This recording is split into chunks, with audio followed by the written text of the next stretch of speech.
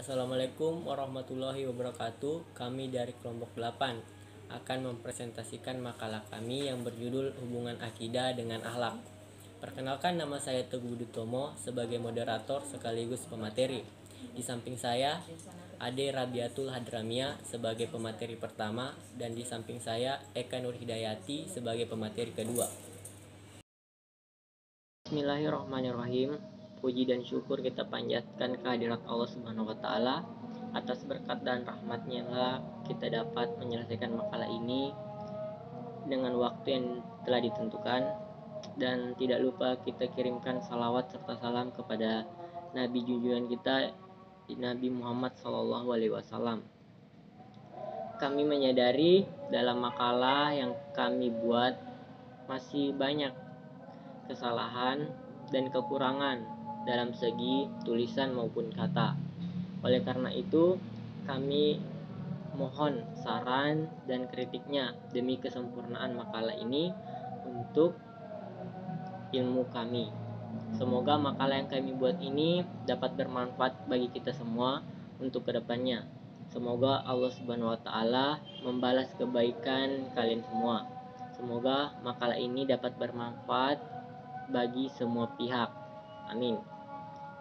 Baiklah, kepada pemateri pertama yaitu Ade Rabiatul Hadramia dipersilahkan, dan akan dilanjutkan kepada Eka Nurhidayati dan akan dilanjutkan oleh saya sendiri.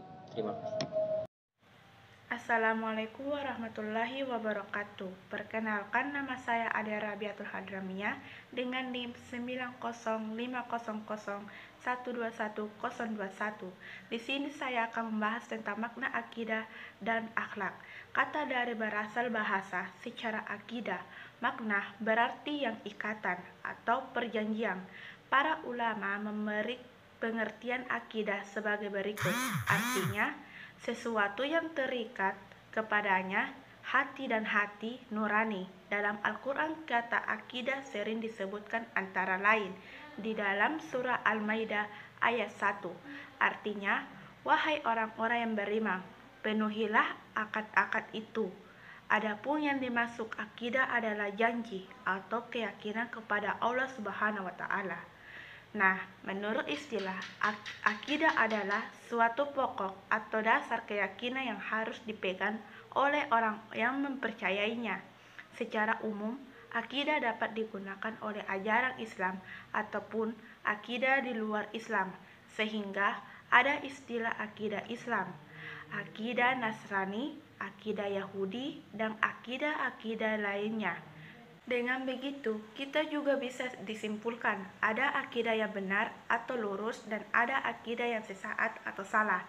Maka, akidah Islam, al-akidah al-islamiyah, bisa diartikan sebagai pokok-pokok kepercayaan yang harus diyakini keberadaannya oleh setiap orang yang beragama Islam atau Muslim.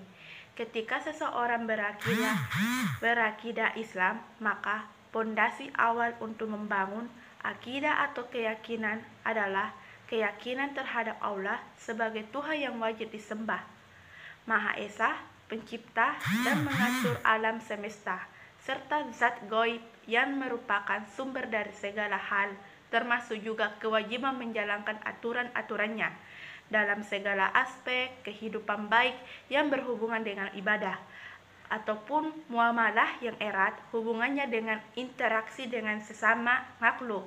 Oleh karenanya, misi pertama yang diemban oleh tiap rasul untuk disampaikan kepada umat manusia adalah konsep.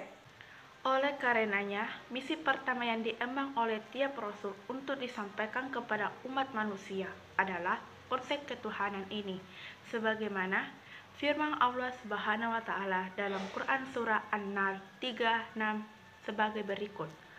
A'udzubillahi minasyaitonirrajim. Bismillahirrahmanirrahim.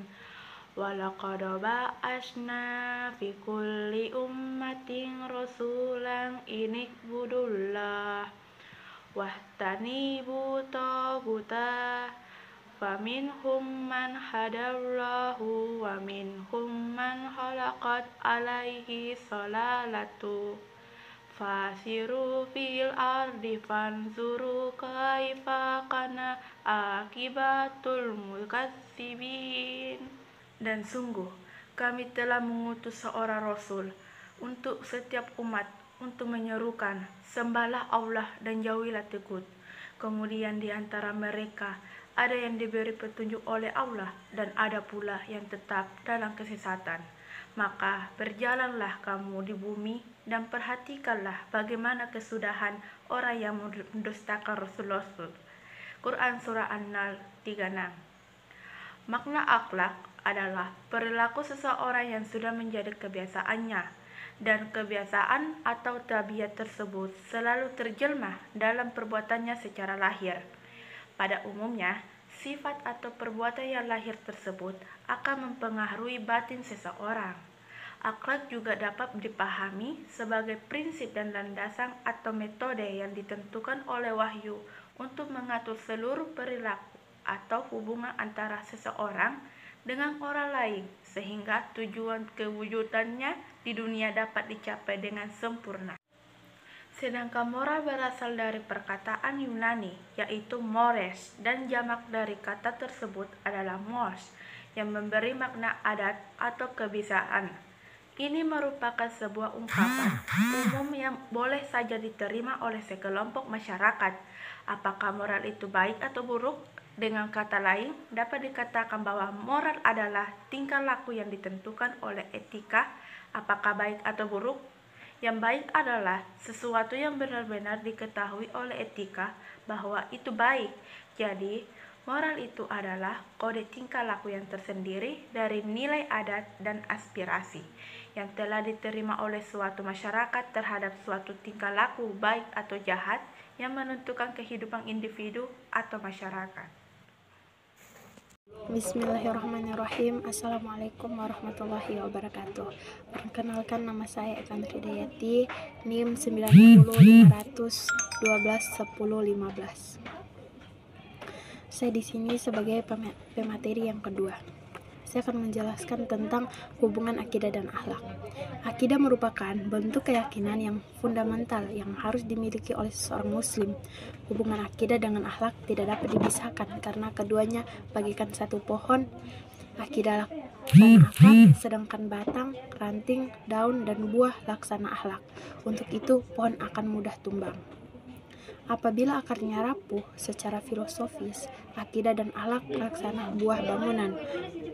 Kokohnya tidak suatu bangunan ditentukan oleh pondasi. Dalam konteks ini, pondasi laksana akidah. Uraian tersebut menggambarkan bahwa akhlak adalah cermin akidah. Untuk itu, semakin baik akidah seseorang, maka akan tergambar pula pada kemuliaan akhlaknya. Hal itu searah dengan hadis Nabi Muhammad SAW. Dari Abu Hurairah, Rasulullah SAW bersabda, orang mukmin yang sempurna imannya ialah yang terbaik ke akhlaknya. Riwayat Tirmizi. Hubungan akidah dengan akhlak dalam pendekatan sufistik digambarkan oleh Imam Muhammad Al-Ghazali bahwa akidah atau imam yang kuat mewujudkan alatul qarimah, sedangkan imam yang lemah mewujudkan akhlak yang jahat dan buruk. Berdasarkan uraian di atas, maka dapat dipahami bahwa untuk bisa mewujudkan akhlak yang terpuji bagi seseorang muslim dalam kehidupannya, maka pembinaan akidah menjadi sangat penting untuk ditanamkan kepada setiap orang sejak masih kanak-kanak. Oleh sebab itu, setiap bayi yang baru lahir disunahkan untuk diazankan di arah telinga kanannya dan diiqamahkan di arah telinga kirinya. Hal itu merupakan bentuk penyentuhan akidah sejak dini. Sekian materi yang dapat saya sampaikan. Lebih dan kurangnya saya mohon maaf. Wabillahi taufiq wal hidayah. Wassalamualaikum warahmatullahi wabarakatuh. Baiklah, saya akan menjelaskan tentang definisi iman, Islam, dan ihsan. Pengertian iman berasal dari bahasa Arab, yaitu percaya. Selain itu, menurut istilah, pengertian iman adalah membenarkan dengan hati, diucapkan dengan lisan, dan diamalkan dengan tindakan. Dengan demikian, pengertian iman kepada Allah adalah membenarkan dengan hati, bahwa Allah itu benar-benar ada dengan segala keagungan dan kesempurnaannya. Kemudian pengakuan itu diikrarkan dengan lisan, yaitu dibuktikan dengan amal perbuatan yang secara nyata.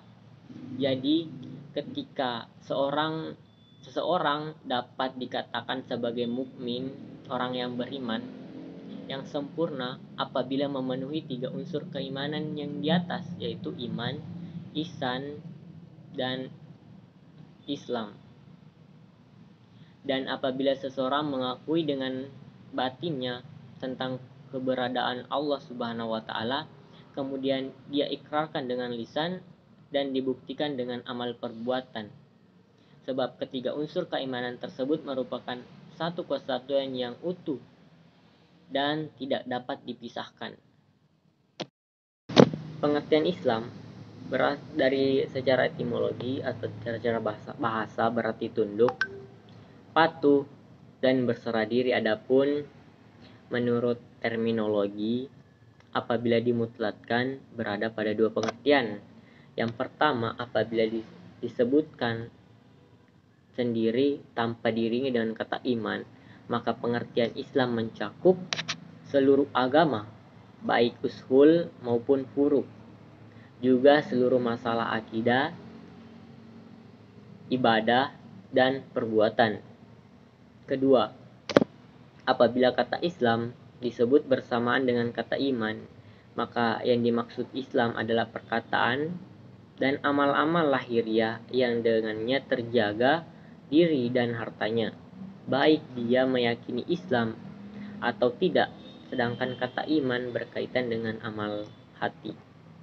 Adapun para ulama menggolongkan ihsan menjadi 4 bagian. Yang pertama itu ihsan kepada Allah, yang kedua kepada diri kita sendiri, yang ketiga sesama manusia, yang keempat bagi sesama makhluk.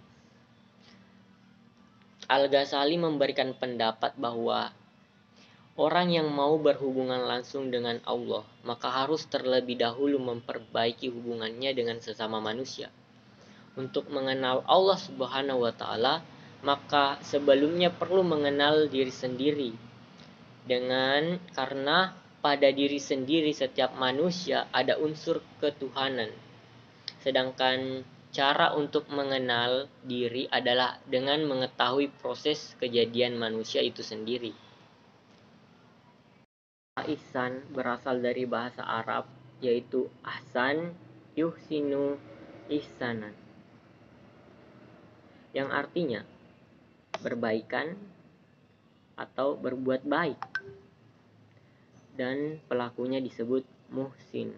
Sedangkan menurut istilah, ihsan adalah perbuatan baik yang dilakukan oleh seseorang dengan ikhlas, dengan niat beribadah kepada Allah Subhanahu wa taala.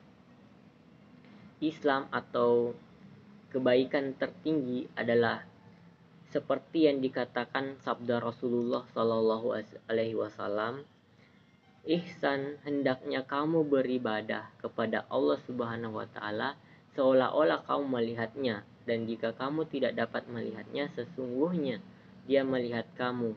Hadis Bukhari. Bismillahirrahmanirrahim. Assalamualaikum warahmatullahi wabarakatuh. Perkenalkan, nama saya Eka Nurdayati. Saya akan melanjutkan materi yang keempat, yaitu hubungan iman, Islam, dan ihsan. Ada 3 unsur pokok dalam akidah Islam yang tidak bisa dipisahkan satu dengan yang lainnya. Artinya, jika seseorang mengaku berakidah Islam, atau lebih mudahnya dia mengaku sebagai Muslim, maka harus ada 3 unsur pokok ini di dalam dirinya, yaitu Islam, iman, dan ihsan. Ketiga unsur pokok akidah Islam di atas tidak bisa dipisahkan satu dengan yang lainnya. Dari paparan di atas dapat ditarik kesimpulan bahwa ketiganya tidak bisa dipisahkan antara satu dengan yang lainnya dalam menunjang akidah Islam, iman sebagai bentuk keyakinan, Islam sebagai bentuk ibadah, dan ihsan sebagai bentuk perbuatan baik kepada Allah maupun kepada sesama. Lebih dalam lagi, kita simpulkan bahwa seseorang mukmin bisa membuktikan keimanannya dengan menunjukkan keislamannya dan keisahannya dalam kehidupan sehari-hari. Sekian dari saya. Wassalamualaikum warahmatullahi wabarakatuh. Baiklah, setelah pembawaan materi dari Saudari Ade Rabiatul Hadramia dan Eka Nur Hidayati serta saya sendiri, saya akan membacakan kesimpulan dari materi kami, yaitu hubungan akidah dengan akhlak. Kesimpulannya yaitu akidah erat hubungannya dengan akhlak, karena akhlak tersarikan dari akidah dan pancaran dirinya. Oleh karena itu, jika seseorang berakidah dengan benar, maka akhlaknya pun akan benar, lurus, baik, dan baik. Begitu pula sebaliknya, jika akhlak akidahnya buruk, salah, maka akhlaknya pun akan salah juga.